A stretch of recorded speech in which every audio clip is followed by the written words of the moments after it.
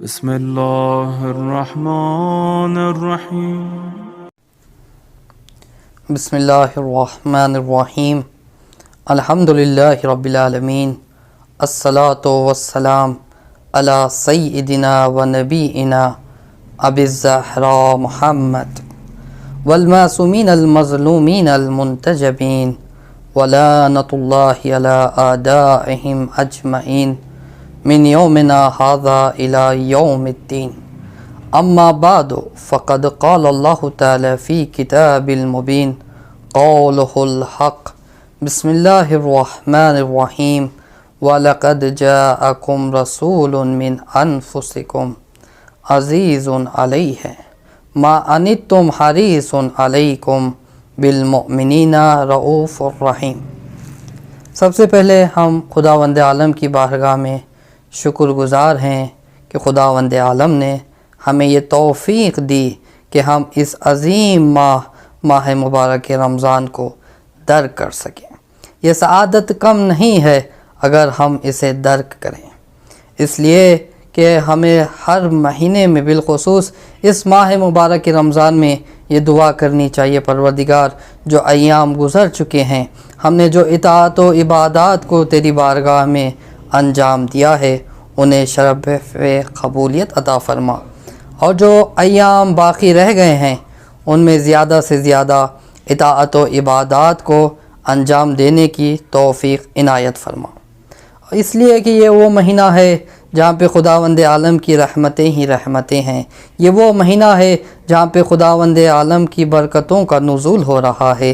یہ وہ مہینہ ہے جہاں بھی دیکھیں خدا کی نعمت ہی نعمت نظر آتی ہے. یہ ایسا مہینہ ہے جہاں پہ ایک رکعت کا ثواب 70 رکعت اور اس سے زیادہ کا دیا جا رہا ہے. جہاں ایک آیت اگر قرآن مجید کی تلاوت کی جائے تو کل قرآن کا ثواب دیا جا رہا ہے.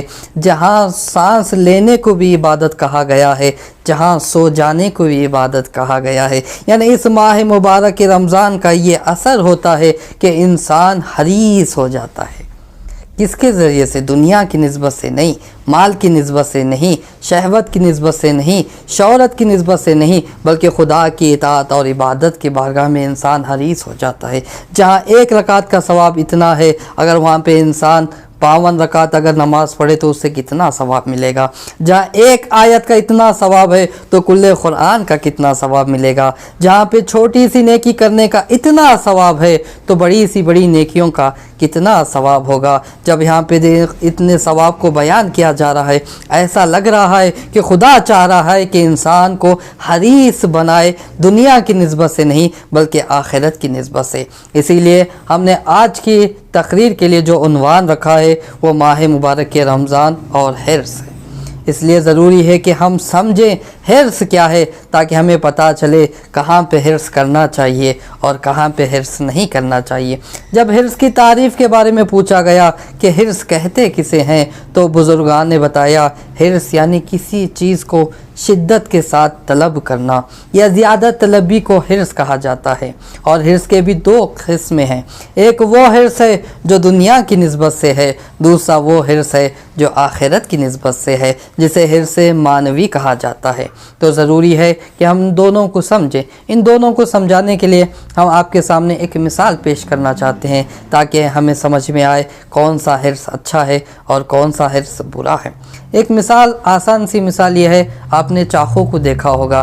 جیسے ہی چاقو ہے اگر وہ سبزی کے کاٹنے میں کام آتی ہے تو آپ کہتے ہیں یہ چاقو کتنی اچھی ہے کہ ہمارے کام کو آسان کر دیتی ہے.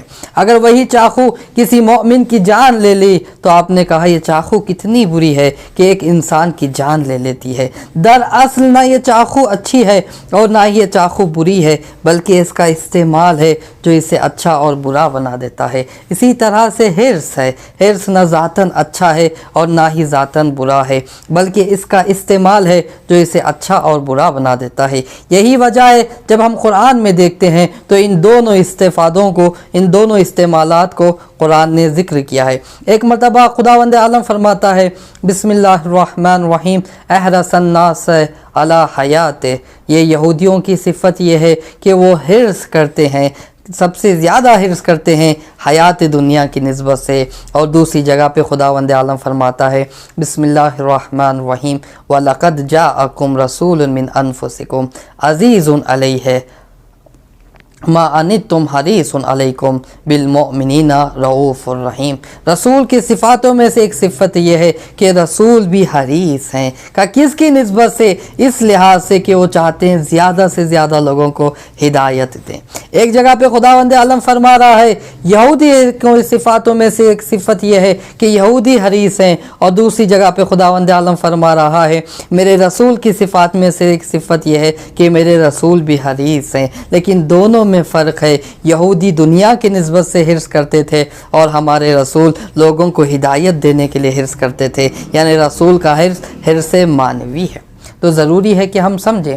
آپ ایک مرتبہ کسی ڈاکٹر کے پاس جاتے ہیں اور کہتے ہیں ڈاکٹر آپ ہمارا معالجہ کریں۔ ڈاکٹر نے آپ کو دیکھا اور کہا دیکھیں آپ کے اندر ایک ایسی بیماری ہے جس کا ہونا نہ ہونا دونوں برابر ہے، نہ اس کا آج آپ کو نقصان ہے اور نہ ہی کل کوئی نقصان ہونے والا ہے۔ اگر آپ اس کا علاج کر لیں اس کی کیا ہے فلاں قیمت ہے، تو آپ کہیں گے ڈاکٹر صاحب جب نہ آج نقصان ہے نہ کل نقصان ہے تو ہم اس کا علاج کیوں کریں؟ یعنی اسی بیماری کا علاج کیا جاتا ہے جس کے بارے میں، جس کے نقصانات کے بارے میں آپ کو علم ہوتا ہے۔ اسی طرح سے ایک بیماری حرص ہے، لوگ اس کے علاج کی طرف نہیں جاتے۔ کیوں نہیں جاتے؟ اس لیے ان کو نقصانات کا پتہ نہیں ہے، انہیں یہ نہیں معلوم کہ حرص سے کیا کیا نقصان ہے۔ آئیں چلیں آج ہم دیکھتے ہیں جو دنیا کی نسبت سے حرص ہے اس کے کیا نقصانات ہیں۔ قرآن مجید باہرا بیان کر رہا ہے یہ حرص مومنوں کی صفت نہیں ہے، جو حرص دنیاوی ہے وہ یہودیوں کی صفت ہے۔ اس کا نقصان کیا ہے؟ اس کا نقصان خدا عالم نے سورہ جمعہ میں اس کی طرف اشارہ کیا ہے کہ رسول خدا کا زمانہ تھا، تمام مسلمان مسجد میں جمع ہوئے ہیں، ایک قافلہ شام سے آتا ہے، اپنے ساتھ ڈھول اور ساز و سامان لاتے ہیں، وہ آواز کرتے ہیں تاکہ لوگوں کو پتہ چلے ایک قافلہ آیا۔ جیسے ہی مسلمانوں کو اس بات کی خبر ملی کہ شام سے قافلہ آیا ہے، اپنے ساتھ ساز و سامان لایا ہے، رسول کو چھوڑ کر ایک بڑی جماعت اس قافلے کی طرف جانے لگے، یا میں یہ کہوں کہ لوگ رسول کو چھوڑ کر دنیا کی حرص کی طرف جانے لگے۔ تو رسول نے فرمایا یہ جو آپ میرے ساتھ لوگ ہیں اگر وہ بھی مجھے چھوڑ کے چلے جاتے تو اللہ کا عذاب نازل ہو جاتا۔ یعنی دنیا کا حرص یہ ہے انسان کو مجبور کر دیتا ہے کہ رسول جیسی شخصیت کو چھوڑ کر دنیا کی طرف چلے جائیں۔ اور یہی وجہ ہے جو عمر سعد جیسا شخص جو اتنا متقی تھا، اتنا کہ خدا کے اوپر ایمان رکھنے والا تھا، جیسے ہی شہر رے کا حرص اسے ہوا تو حسین جیسے امام کے خلاف آ کے کھڑا ہو گیا۔ یہاں سے سمجھ میں آتا ہے حرص کا نقصان یہ ہے کہ وہ جو امام وقت ہوتا ہے اس کے مقابل میں لا کے کھڑا کر دیتا ہے۔ اور ایک حرص کی داستان یہ ہے کہ حضرت عیسیٰ کا زمانہ تھا، حضرت عیسیٰ نے اپنے ساتھی سے کہا جاؤ جا کے روٹیوں کو آمادہ کرو۔ جیسے ہی وہ شخص گیا روٹیاں لے کر آیا، کیا دیکھ رہا ہے کہ حضرت عیسیٰ حالت نماز میں ہیں، تو اس نے کہا جب تک وہ نماز میں ہیں میں ایک روٹی کھا لیتا ہوں۔ اس شخص نے ایک روٹی کھا لی۔ جیسے ہی حضرت عیسیٰ نے نماز کو تمام کیا تو حضرت عیسیٰ نے سوال کیا بتاؤ کتنی روٹیاں تھیں؟ اس شخص نے کہا 2 روٹیاں تھیں۔ پھر دوبارہ حضرت عیسیٰ نے کہا بتاؤ کتنی روٹیاں تھیں؟ اس شخص نے کہا یا نبی خدا 2 روٹیاں تھیں۔ کچھ وقت گزرتا ہے، حضرت عیسیٰ ایک ہرن کو شکار کرتے ہیں، اس کا گوشت کیا ہے کھاتے ہیں، اس کے بعد اللہ کے اذن سے اس ہرن کو زندہ کر دیتے ہیں۔ جیسے ہی اس شخص نے دیکھا کہ حضرت عیسیٰ نے ایک ہرن کو زندہ کیا، اس نے کہا سبحان اللہ۔ جیسے ہی حضرت عیسیٰ نے اس کی حالت کو دیکھا، کہا دیکھو میں نے یہ جو ابھی معجزہ کیا ہے اس کی تمہیں قسم دے کر پوچھتا ہوں بتاؤ کتنی روٹیاں تھیں؟ وہ شخص جو حریص تھا اس نے کہا جناب عیسیٰ 2 روٹیاں تھیں۔ اور ایک تھوڑا وقت گزرتا ہے، حضرت عیسیٰ آگے جاتے ہیں، کیا دیکھا 3 سونے کی اینٹ ہیں۔ حضرت عیسیٰ نے کہا 1 اینٹ میری ہے، 1 اینٹ تمہاری ہے، اور 1 اینٹ میں اس کو دوں گا جس نے وہ تیسری روٹی کھایا تھا۔ اب تک جو شخص رسول جیسے حضرت عیسیٰ کے سوال پہ اس نے جواب نہیں دیا، خدا کے معجزہ دیکھنے کے بعد بھی اس نے سچ نہیں بتایا تھا، جیسے ہی دنیا کی بات آئی، جیسے ہی دنیا کا حرص کا مسئلہ آیا تو اس نے کہا جناب عیسیٰ تیسری روٹی میں نے کھایا ہے۔ جیسے حضرت عیسیٰ نے سنا 3 اینٹ اسے سونے کی 3 اینٹ اسے دے کر آگے نکل گئے۔ کچھ 3 بندے آتے ہیں، آ کے کیا دیکھتے ہیں کہ ایک شخص بیٹھا ہوا ہے اور اس کے پاس 3 سونے کی اینٹ ہیں۔ وہ 3 بندے مل کر اس جو دنیا کا حریص انسان تھا اسے قتل کر دیتے ہیں اور 3 اینٹ آپس میں تقسیم کر لیتے ہیں۔ 3 بندے کہتے ہیں چلو ہمیں بھی بھوک لگ رہی ہے، ہم میں سے کوئی جا کر کھانے کا انتظام کرے۔ ایک بندہ جیسے کھانے کے لیے گیا، کھانا لانے کے لیے گیا، تو 2 بندوں نے آپس میں یہ منصوبہ بنایا کیوں نہ ہم آپس میں جیسے وہ بندہ آئے اسے قتل کریں اور آپس میں 3 اینٹوں کو تقسیم کر دیں۔ اور جو بندہ کھانا لانے کے لیے گیا تھا اس نے منصوبہ بنایا کیوں نہ اس غذا میں میں زہر ملا دوں اور ان دونوں بندوں کو کھلا دوں، جیسے وہ 2 بندے کھائیں گے تو دونوں کیا ہے انتقال کر جائیں گے، 3 اینٹ میں تنہا لے لوں گا۔ تینوں نے منصوبہ بنایا۔ وہ شخص جس نے غذا میں زہر لے کر آیا تھا وہ زہر نے ان دونوں بندوں کو مارا، ان 2 بندوں نے اس تیسرے شخص کو مارا، اور آخر میں 4 بندے جو دنیا کا حرص رکھتے تھے وہ چاروں کے 4 کیا ہے دنیا سے رخصت ہو گئے۔ جو دنیا کے پیچھے جا رہے تھے انہیں دنیا حاصل نہیں ہوئی۔ تو جناب عیسیٰ نے فرمایا یہ دنیا اپنے رہنے والوں کے ساتھ ایسے ہی برتاؤ کرتی ہے۔ جو دنیا کے پیچھے جاتے ہیں، جو حرص کے پیچھے جاتے ہیں، وہ کبھی کامیاب نہیں ہوتے، کبھی کامران نہیں ہوتے۔ اسی لیے امام صادق علیہ السلام فرماتے ہیں جو شخص حریص ہوتا ہے وہ کیا ہے ملنے پر بھی حرص کرتا ہے، ملنے پر بھی غمگین ہو جاتا ہے، اور نہ ملے تب بھی وہ غمگین رہتا ہے۔ امام علی علیہ السلام فرماتے ہیں حریص انسان اگر ساری دنیا کا مالک ہی کیوں نہ بن جائے وہ پھر بھی فقیر رہے گا، کیونکہ اس کی سوچ کبھی کیا ہے قناعت کی طرف نہیں جائے گی۔ یہ وہ حرص ہے جس کے نقصان ہی نقصان ہے، کیونکہ وہ دنیا کی نسبت سے ہوا ہے۔ لیکن اسلام ہمیں آ کر ایک اور حرص کی طرف کیا ہے دعوت دینا چاہتا ہے۔ وہ حرص کون سا ہے؟ وہ حرص وہ ہے جو رسول کی صفت میں سے ہے۔ رسول دنیا کی نسبت سے نہیں بلکہ آخرت کی نسبت سے حریص تھے۔ رسول چاہ رہے تھے لوگوں کو ہدایت دے دیں، لوگوں کی ہدایت کے لیے کتنی زحمتیں برداشت کر رہے ہیں۔ رسول خدا کو کیا نہیں کہا گیا؟ رسول کو جادوگر کہا گیا، شاعر کہا گیا، اور رسول کے اوپر کتنے بے دردی سے ظلم کرتے گئے، لیکن اس کے باوجود بھی رسول خدا پیچھے نہیں ہٹے، اپنے مشن میں آگے جاتے رہے۔ کہا کیوں؟ اس لیے کہ رسول خدا بھی حریص تھے، دنیا کی نسبت سے نہیں بلکہ لوگوں کو ہدایت دینے کی نسبت سے۔ یہی وجہ ہے جب رسول کی عبادتوں کی بات آئی تو آواز قدرت آئی، اے میرے رسول عبادتوں میں اتنی زیادہ عبادت نہ کرو، رات کا کچھ حصہ آرام کر لو۔ کہاں ہمارا حرص ہے جو دنیا کی نسبت سے، اور کہاں وہ حرص ہے جو رسول کے پاس ہے، جو اہل بیت علیہ السلام کے پاس ہے۔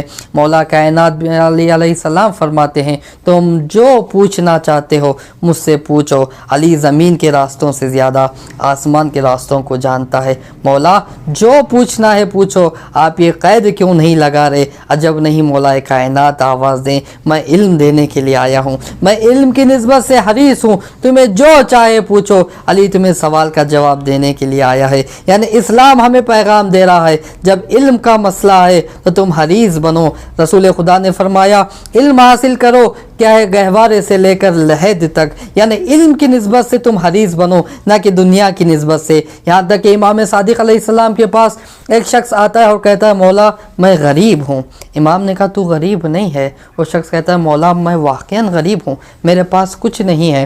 امام نے کہا اگر کوئی دنیا کا بڑا مالدار آئے اور آ کے تجھے کہے جو تیرے دل میں اہل بیت کی محبت ہے وہ مجھے دے دے، میں ساری دولت تجھے دے دوں گا، تو وہ شخص کہتا ہے مولا وہ مالک اپنی ساری دولت نہیں بلکہ ساری دنیا کی دولت میرے قدموں تلے آ کے رکھ دے، اور مجھے کہا جائے کہ میں اہل بیت کی محبت اسے دے دوں تو میں نہیں دوں گا۔ تو امام صادق نے فرمایا اچھا بتاؤ اب غریب کون ہے، تو ہے یا وہ ہے؟ یعنی اہل بیت ہمیں آ کے تعلیم دے رہے ہیں تم دنیا کی نسبت سے حریص نہ بنو بلکہ اہل بیت کی محبت میں حریص بنو، علم حاصل کرنے کے لیے حریص بنو۔ تو اہل بیت نے ہمیں پیغام دیا ہے کہ دنیا کی نسبت سے نہیں، مال کی نسبت سے نہیں، شہرت کی نسبت سے نہیں، شہوت کی نسبت سے نہیں بلکہ علم کی نسبت سے، اطاعت و عبادت الہی کی نسبت سے ہمیں حریص ہونا چاہیے۔ یہ ماہ مبارک رمضان بھی خدا کا مہینہ ہے، کوشش کریں اس میں زیادہ سے زیادہ اطاعت عبادت الہی کو انجام دیں، خیرات دیں،